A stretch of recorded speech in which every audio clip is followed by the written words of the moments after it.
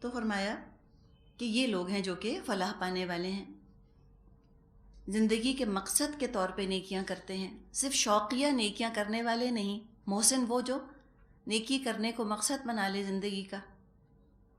شوق جو ہے وہ ایک بڑی خطرناک چیز ثابت ہو سکتا ہے، اس لیے کہ شوق کبھی گھٹتا ہے، کبھی بڑھتا ہے، کبھی ختم ہی ہو جاتا ہے۔ تو بڑا فرق ہے انٹرسٹڈ ہونے میں اور کمیٹڈ ہونے میں۔ محسن کمیٹڈ ہوتا ہے، صرف انٹرسٹڈ نہیں ہوتا، موڈی نہیں ہوتا کہ شوق ہوا تو کیا، جب شوق نہیں آیا تو سب چھوڑ دیا۔ کمٹمنٹ کے ساتھ نیکیاں کرنی ہیں، اور جن میں یہ خوبیاں موجود ہیں ان کے لیے خوشخبری ہے کہ یہی فلاح پانے والے ہیں۔ زکوٰۃ معاشرے کو فائدہ دیتی ہے، صلاۃ انسان کو خود فائدہ دیتی ہے۔ اب کون لوگ ہیں جو کہ اس کتاب سے فائدہ نہ اٹھائیں گے؟ ان کی کیا ہابیز، ان کی کیا مصروفیات ہیں؟ فرمایا ان کے بارے میں وَمِنَ النَّاسِ مَن يَشْتَرِي لَهْوَ الْحَدِيثِ لِيُضِلَّ عَن سَبِيلِ اللَّهِ بِغَيْرِ عِلْمٍ وَيَتَّخِذَهَا هُزُوًا أُولَئِكَ لَهُمْ عَذَابٌ مُّهِينٌ۔ اور انسانوں ہی میں سے کوئی ایسا بھی ہے جو کلام دل فریب خرید کر لاتا ہے، غفلت والا کلام خرید کر لاتا ہے تاکہ لوگوں کو اللہ کے راستے سے علم کے بغیر بھٹکا دے اور اس راستے کی دعوت کو مذاق میں اڑا دے۔ ایسے لوگوں کے لیے سخت ذلیل کرنے والا عذاب ہے۔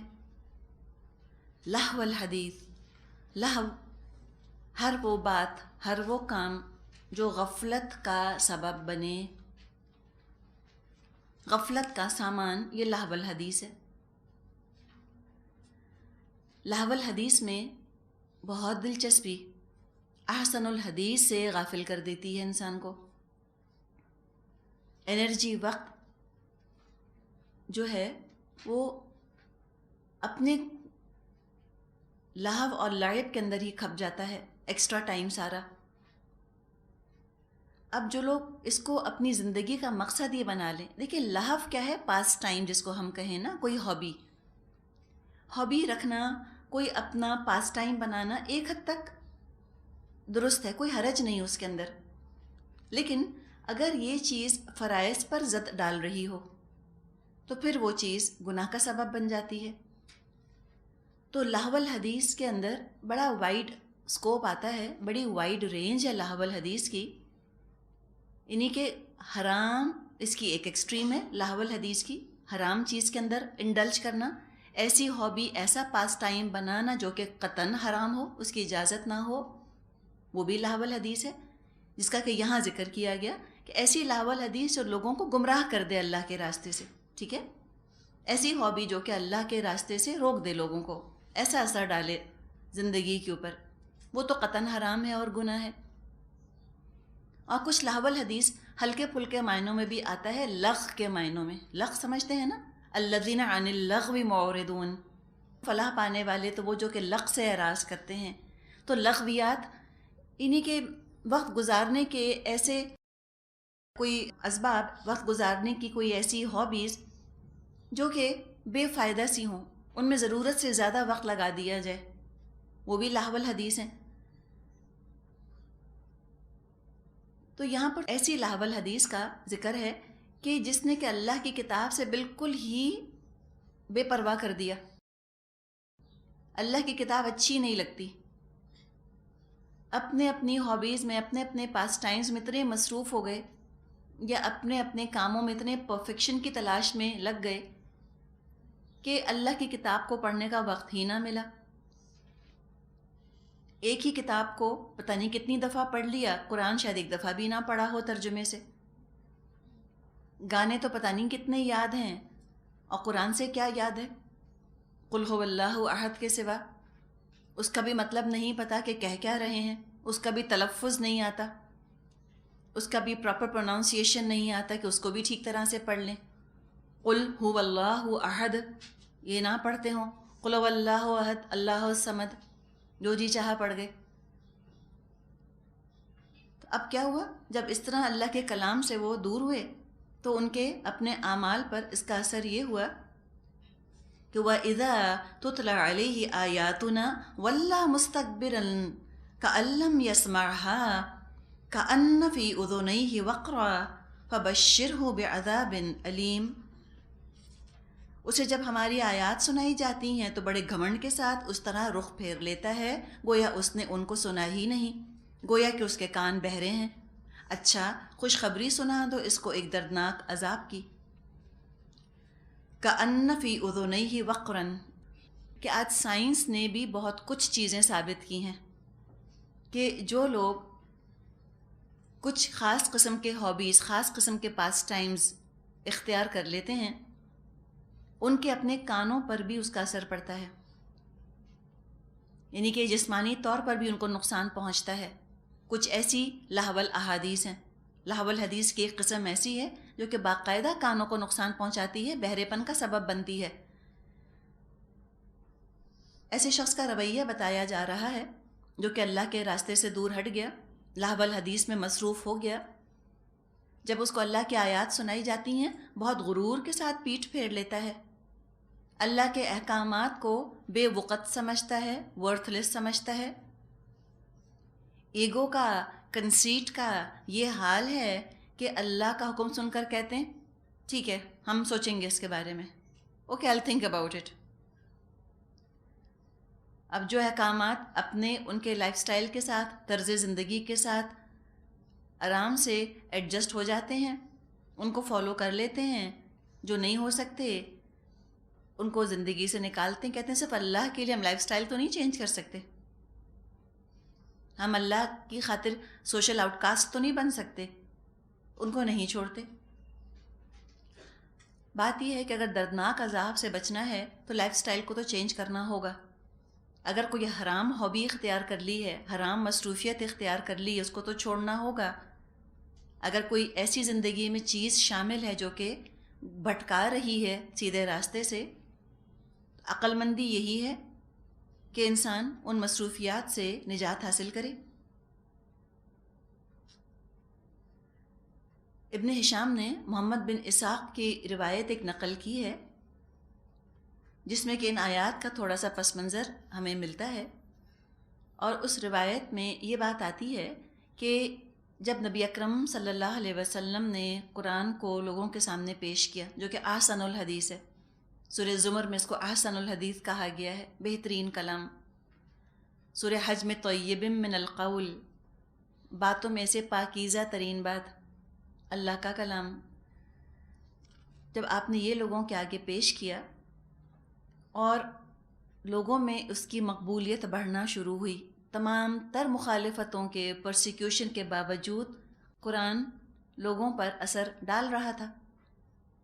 اب جب کفار نے یہ دیکھا تو ایک شخص ہے جس کا کہ نام نضر بن حارث آتا ہے، انہوں نے دیکھا کہ رسول اللہ صلی اللہ علیہ وسلم کی دعوت پھیلتی چلی جا رہی ہے، تو ایک شخص نضر بن حارث نے قریش کے لوگوں سے کہا کہ دیکھو جس طرح تم اس شخص کا مقابلہ کر رہے ہو اس سے کام نہ چلے گا، یہ شخص تمہارے درمیان بچپن سے ادھیڑ عمر کو پہنچا ہے، آج تک وہ اپنے اخلاق میں تمہارا سب سے بہتر آدمی تھا، سب سے سچا، سب سے بڑھ کر امانت دار تھا، اب تم کہتے ہو وہ کاہن ہے، ساحر ہے، شاعر ہے، مجنون ہے، آخر ان باتوں کو کون مانے گا؟ کیا لوگ ساحروں کو نہیں جانتے وہ کس قسم کی جھاڑ پھونک کرتے ہیں؟ کیا لوگوں کو معلوم نہیں کاہن کس قسم کی باتیں بنایا کرتے ہیں؟ کیا لوگ شعر و شاعری سے ناواقف ہیں؟ کیا لوگوں کو جنون کی کیفیات کا علم نہیں؟ ان الزامات میں سے آخر کون سا الزام محمد صلی اللہ علیہ وسلم پر چسپاں ہوتا ہے، یعنی کون سا ان پر فٹ آتا ہے کہ اس کے یقین دلا کر تم عوام کو اس کی طرف توجہ کرنے سے روک سکو گے؟ ٹھہرو، اس کا علاج میں کرتا ہوں۔ اس کے بعد وہ مکہ سے عراق گیا، وہاں سے شاہان عجم کے قصے، شاہان عجم سمجھتے ہیں جو کنگز کی فولکلور اور ٹیلز وغیرہ ہوتی ہیں، قصے کہانیاں، شاہان عجم کے قصے اور رستم اور اسفندیار کی داستانیں لا کر اس نے قصہ گوئی کی محفلیں برپا کرنی شروع کر دیں تاکہ لوگوں کی توجہ قرآن سے ہٹے۔ اور وہ ان کہانیوں میں کھو جائیں۔ ابن عباس رضی اللہ عنہ نے اس پر مزید اضافہ کیا ہے کہ نظر نے اس مقصد کے لیے گانے والی لونڈیاں بھی خریدی تھیں۔ جس کسی کے متعلق وہ سنتا کہ نبی اکرم صلی اللہ علیہ وسلم کی باتوں سے متاثر ہو رہا ہے، اس پر اپنی ایک لونڈی مسلط کر دیتا اور اس سے کہتا اسے خوب کھلا پلا اور گانا سنا تاکہ تیرے ساتھ مشغول ہو کر اس کا دل ادھر سے ہٹ جائے۔ تو یہ تو ڈسٹریکٹ کرنے کی اس نے کوشش کی قرآن سے۔ اس نے تو چند ہی لونڈیاں ٹرین کی ہوں گی۔ اگر نظر بن حارث آج آ جائے وہ کتنا خوش ہو، کیا تھمپنگ سکسیس اس کو ملی ہے، کیا زبردست کامیابی ملی ہے۔ آج تو ہر گھر میں ایک کیا کئی لونڈیاں ہیں جو کہ بیٹھی ہیں، اور ہم خود دیکھ سکتے ہیں کہ وہ کیا ہیں، کن کن صورتوں میں ہمارے ساتھ موجود ہیں۔ اور یہ داستانیں آپ دیکھیں، لیضل عن سبیل اللہ، تاکہ لوگوں کو اللہ کے راستے سے بھٹکا دے۔ جو جتنا ڈراموں، افسانوں، فلموں، ناولوں کا عادی ہوتا ہے، اتنا ہی اس کا دل قرآن کے ساتھ نہیں لگتا۔ حقیقت ہے یہ بات۔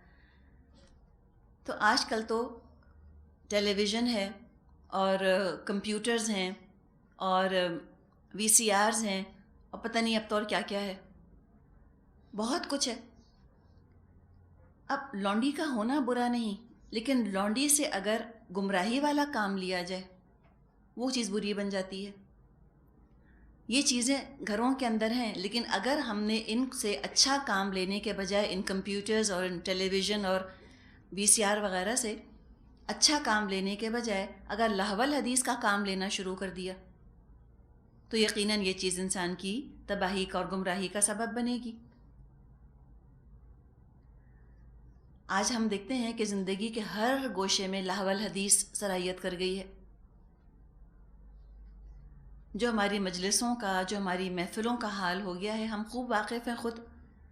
آج اگر نبی اکرم صلی اللہ علیہ وسلم آ جائیں، ان کو ہم ان مجلسوں میں شامل نہ کر سکیں، کون لے کر جائے گا محفل غزل میں اپنے ساتھ نبی اکرم صلی اللہ علیہ وسلم کو؟ بتائیے ذرا، لے کر جائے گا کوئی؟ چلے میوزیکل ایوننگ ہے، لے چلتے ہیں، آپ کو لے جائیں گے۔ کنسرٹ ہو رہا ہے، چلیں لے جائیں گے۔ اگر ہم اتنا بھی سوچ لیں، ہمیں سب سمجھ آ جائے، ہمیں کسی فتوے کی ضرورت نہیں۔ ہم بعض دفعہ فتووں کے چکر میں بہت پڑتے ہیں، فتویٰ دو، یہ درست ہے یا یہ درست نہیں۔ سیدھا سیدھا انسان جو ہے وہ اپنے آپ سے فتویٰ لے لے کہ کیا یہ کام کرنا ہمارے لیے جائز ہے، ایسی محفلوں، ایسی جگہوں پر جانا۔ ہر جگہ ہم دیکھتے ہیں کہ غیر اخلاقی لٹریچر ہے، غیر اخلاقی فلمیں ہیں، غیر اخلاقی گانے ہیں، ہر طرف یلغار ہے ان چیزوں کی، اور نام دے دیا ہے ان کو ثقافت کا، کلچر کا۔ یہ سب کچھ دیکھ کر، یہ سب کچھ سن کر مزاج میں فساد اتنا آ گیا ہے کہ اللہ رسول کی بات اچھی نہیں لگتی بہت سے لوگوں کو۔ عبداللہ بن مسعود رضی اللہ عنہ سے پوچھا گیا، اس آیت میں لہو الحدیث کا کیا مطلب ہے؟ ابھی تک جو ہم بات کر رہے تھے لہو الحدیث کی، ہم ایک جنرل کانٹیکسٹ میں بات کر رہے تھے نا، عمومی طور پہ۔ اب خصوصی دیکھتے ہیں، اسپیشل ریفرنس ٹو کانٹیکٹ، کہ جب یہ آیات نازل ہوئیں تو کیا سمجھا تھا صحابہ نے۔ تو جب عبداللہ بن مسعود سے پوچھا گیا، انہوں نے 3 دفعہ فرمایا، ہوا واللہ الغنا، اللہ کی قسم اس سے مراد گانا ہے، سانگز۔ رسول اللہ صلی اللہ علیہ وسلم نے فرمایا، مغنیہ عورتوں، گانے والی مغنیہ عورتوں کا بیچنا اور خریدنا اور ان کی تجارت کرنا حلال نہیں، اور نہ ان کی قیمت حلال ہے۔ آپ کہیں کہ آج کون خریدتا بیچتا ہے کسی بھی میڈم کو؟ آج تو ہم نہیں کرتے یہ۔ تو اس زمانے میں تو لونڈیاں ہوتی تھیں نا، وہی یہ کام کرتی تھیں، یعنی کہ شریف گھرانوں کی عورتوں کا تو کوئی تصور ہی نہیں تھا اس جاہلی معاشرے کے اندر بھی کہ شریف گھرانے کی عورتیں گائیں گی، بجائیں گی یا ناچیں گی۔ جو بھی پسند بھی کرتے تھے تو پھر وہ لونڈیوں کو ٹرین کیا کرتے تھے، کنیزوں کو، سلیو گرلز کو، انہیں گانا سکھاتے تھے، ان کو ناچنا وغیرہ سکھاتے تھے، وہ یہ کام کرتی تھیں۔ آپ نے پابندی لگا دی، آپ نے کہا تم لونڈیوں سے سب کام لے سکتے ہو لیکن یہ ان کو گانا نہیں سکھا سکتے۔ اور اگر کسی نے کوئی گانے والی لونڈی ٹرین کی ہے، نہ وہ اس کو بیچ سکتا ہے، نہ کوئی اس کو خرید سکتا ہے۔ ان تمام چیزوں کو آپ نے حرام فرما دیا۔ جو کام لونڈیوں سے کیا جاتا تھا وہ آج کل کیسٹس وغیرہ سے کیا جاتا ہے. گانوں کے، مووی کے کیسٹس جو کرائے پر دیتے ہیں یا جو خریدتے ہیں وہ سب اس کیٹیگری میں آتے ہیں. تو لہٰذا اس سے بہت زیادہ بچنے کی ضرورت ہے. انس رضی اللہ عنہ سے روایت ہے، نبی اکرم صلی اللہ علیہ وسلم نے فرمایا، جو شخص گانے والی لونڈی کی مجلس میں بیٹھ کر اس کا گانا سنے، قیامت کے روز اس کے کان میں پگھلا ہوا سیسا ڈالا جائے گا، مولٹن لیڈ. یہ برداشت کر سکیں گے پھر؟ ابھی کس کا ذکر ہے کہ جو طلب سے جاتا ہے، جو جان بوجھ کر جاتا ہے.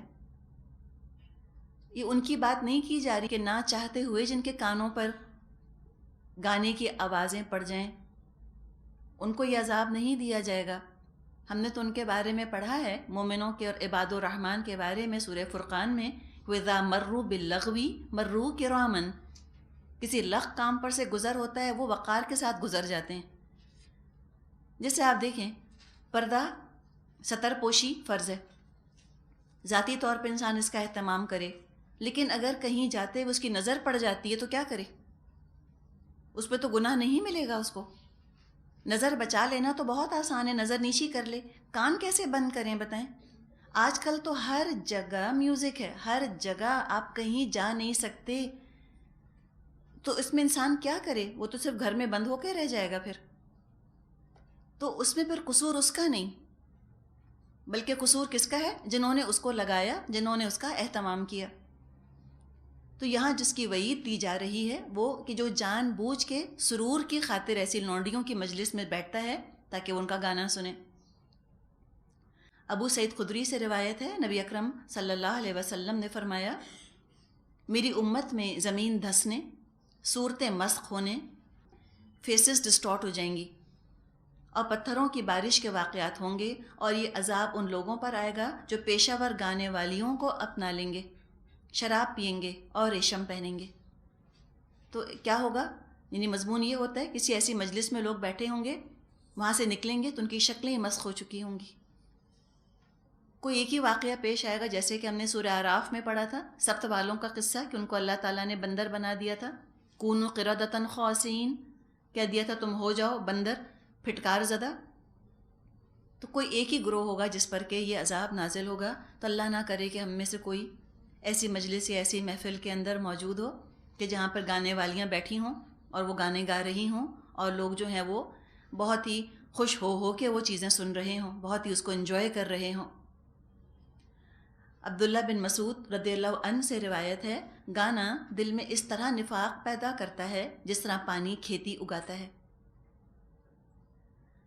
بغیر علم سے مراد انجام کی طرف سے لا علمی ہے. یہاں پر ان کو نہیں پتا کہ دنیا اور آخرت دونوں میں ان کا انجام کتنا خراب ہونے والا ہے، کتنا زیادہ نقصان ہے. کچھ نہ کچھ اندازہ جو ہے وہ آج کل سائنٹیفک ریسرچ سے بھی ہو رہا ہے. آگے نیک لوگوں کا ذکر فرمایا، ان الذین آمنوا وعملوا الصالحات لهم جنات النعیم خالدین فیہا وعد اللہ حقا وہو العزیز الحکیم. البتہ جو لوگ ایمان لے آئیں اور نیک عمل کریں ان کے لیے نعمت بھری جنتیں ہیں جن میں کہ وہ ہمیشہ رہیں گے، کہ اللہ کا پختہ وعدہ ہے اور وہ زبردست اور حکیم ہے. اب اللہ اگر تکبر غرور کرنے والوں کو سزا نہ دے اور عاجزی اور فرما برداری اختیار کرنے والوں کو انعام نہ دے تو پھر نہ تو وہ عزیز ہے نہ تو وہ حکیم ہے، بلکہ نعوذ باللہ وہ تو بالکل بے بس اور لاچار ہے، کچھ نہیں کر سکتا. تو یہاں اللہ کی شان واضح کر دی کہ وہ فرما برداری کرنے والوں کو جزا دے گا. اور تم ذرا دیکھو زمین آسمان کی طرف، اب کوئی کہے کہ ہم میوزک نہیں سنیں، ہم ان چیزوں میں نہ انوالو ہوں، تو کیا کریں؟ آلٹرنیٹ بھی دیا جا رہا ہے. تم نیشنل جغرافک دیکھ لو، فرمایا خلق السماوات بغیر عمد ترونها والقى في الارض رواسي ان تميد بكم وبث فيها من كل دابة وأنزلنا من السماء ماء فأنبتنا فيها من كل زوج كريم. اس نے آسمانوں کو پیدا کیا بغیر ستونوں کے جو تم کو نظر آئیں، اس نے زمین میں پہاڑ جما دیے تاکہ وہ تم کو لے کر ڈھلک نہ جائے. اس نے ہر طرح کے جانور زمین میں پھیلا دیے اور آسمان سے پانی برسایا اور زمین میں قسم قسم کی عمدہ چیزیں اگا دیں. یعنی آپ دیکھیں کائنات کی طرف اشارہ کر دیا نا کہ تمہارے گھر میں اگر ہم ماڈرن طور پہ سمجھیں تمہارے گھر میں ٹیلی ویژن ہے یا کوئی اور تمہارے گھر میں گیجٹس ہیں تو اچھا کام بھی تو تم لے سکتے ہو ان سے. اور الحمدللہ آج ٹیلی ویژن کے اوپر بہت عمدہ پروگرامز آ رہے ہیں. آپ کو ریلیکس کرنا ہے ہر وقت تو نکل کر ہم پکنک وغیرہ پہ جا نہیں سکتے.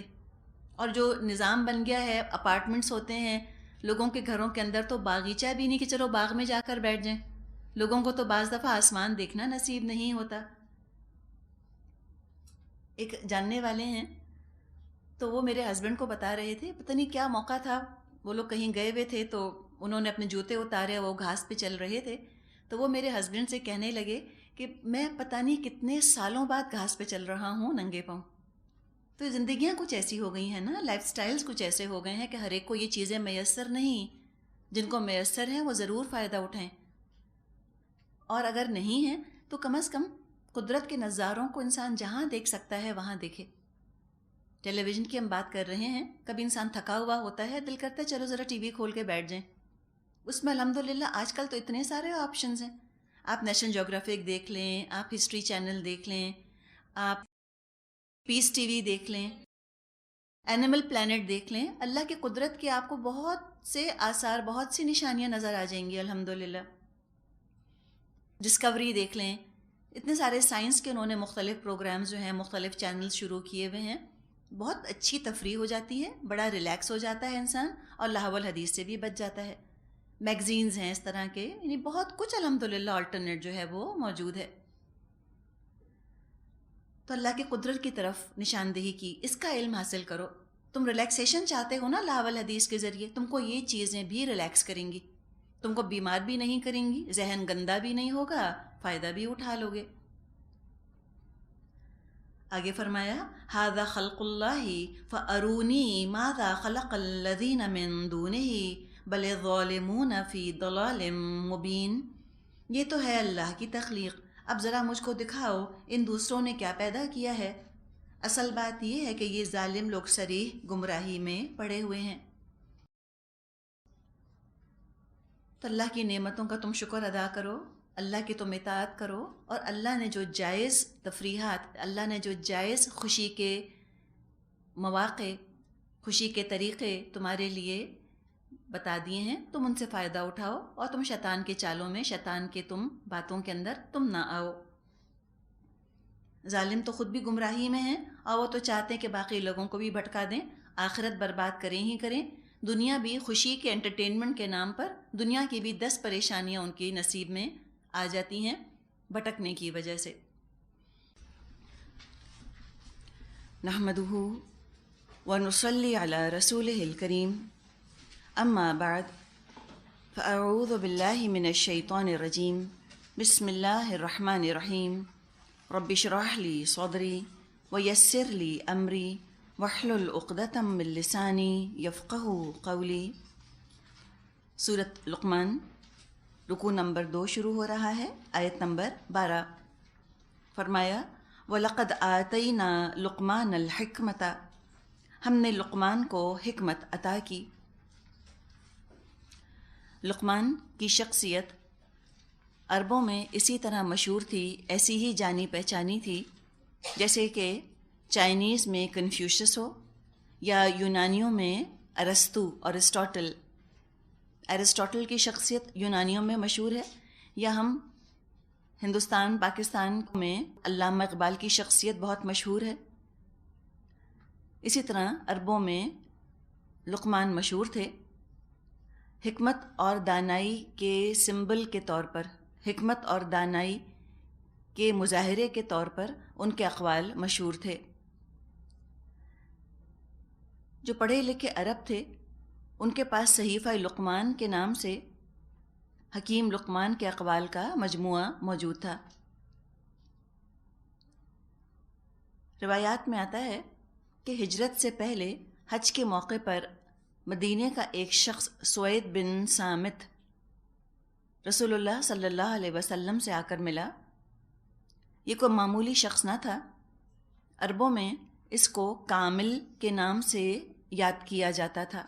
کامل، کامل یعنی پرفیکٹ، اس لیے کہ اس کے اندر وہ ریئر خصوصیات، غیر معمولی خصوصیات جمع ہو گئی تھیں جو عام طور پہ ایک انسان میں جمع نہیں ہوتیں۔ سوید بن صامت میں بہادری بھی تھی، شعر و شاعری بھی انتہائی عمدہ کیا کرتے تھے، اور شرافت بھی تھی، لہٰذا وہ کامل کہلاتے تھے۔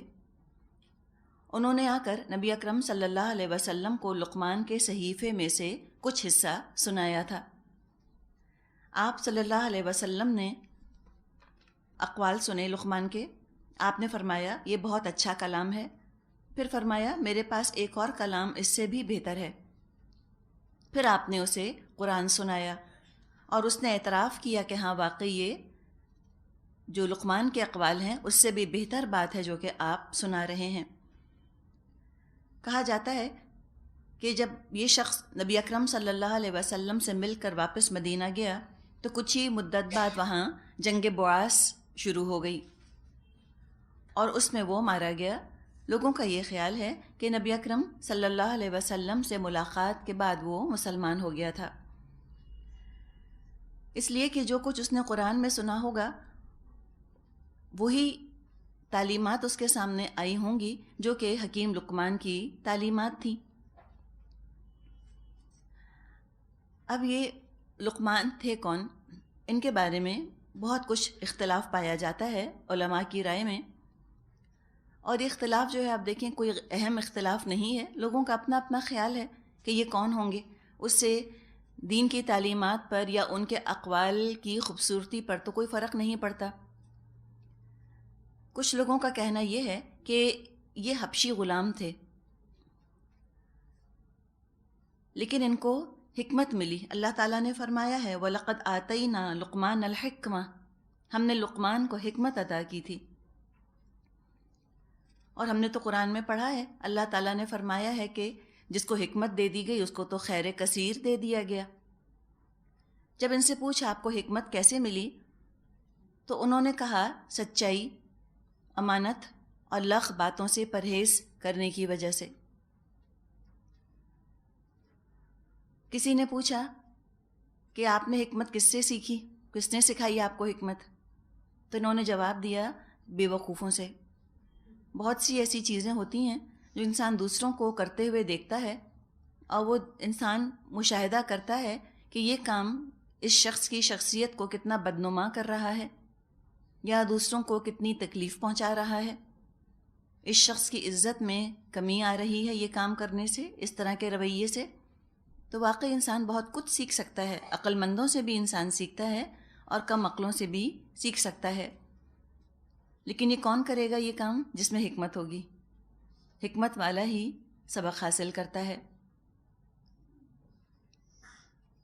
عربوں کو لقمان ہی کے اقوال سنائے جا رہے ہیں تاکہ وہ اثر قبول کریں۔ قوم کے اپنے لیڈروں کے اقوال ان کو سنائے جا سکتے ہیں اگر وہ قرآن سے ٹکراتے نہ ہوں۔ تو یہاں پر عربوں کو قائل کرنے کے لیے بتایا جا رہا ہے کہ دیکھو جو قرآن دعوت پیش کر رہا ہے انتہائی معقول دعوت ہے، اور یہ پہلی دفعہ تمہارے سامنے پیش نہیں کی جا رہی، تم اتنا بدک رہے ہو، اتنا ناراض ہو رہے ہو شرک کی تردید پر، ایک اللہ کی عبادت پر تم اتنا خفا ہوتے ہو۔ خفا ہونے کی کون سی بات ہے؟ پہلے بھی جو عاقل اور دانا لوگ تھے وہ ایسی باتیں کرتے چلے آئے ہیں۔ تمہارا اپنا مشہور حکیم لقمان اب سے بہت پہلے یہی کچھ کہہ گیا ہے۔ اگر شرک کوئی نامعقول عقیدہ ہے تو اس کی دلیل تو خود موجود ہے کہ حکیم لقمان نے بھی شرک سے رکنے کو کہا تھا۔ تو اس کا مطلب ہے کہ شرک نامعقول چیز ہے، عقل میں آنے والی چیز نہیں، عقل مند لوگوں نے خود شرک کی تردید کی ہے۔ حکمت کا لفظ آ رہا ہے آتینا لقمان الحکمہ، کہ ہم نے لقمان کو حکمت دی۔ حکمت لفظ قرآن میں 20 دفعہ استعمال ہوا ہے، 20 ٹائمز۔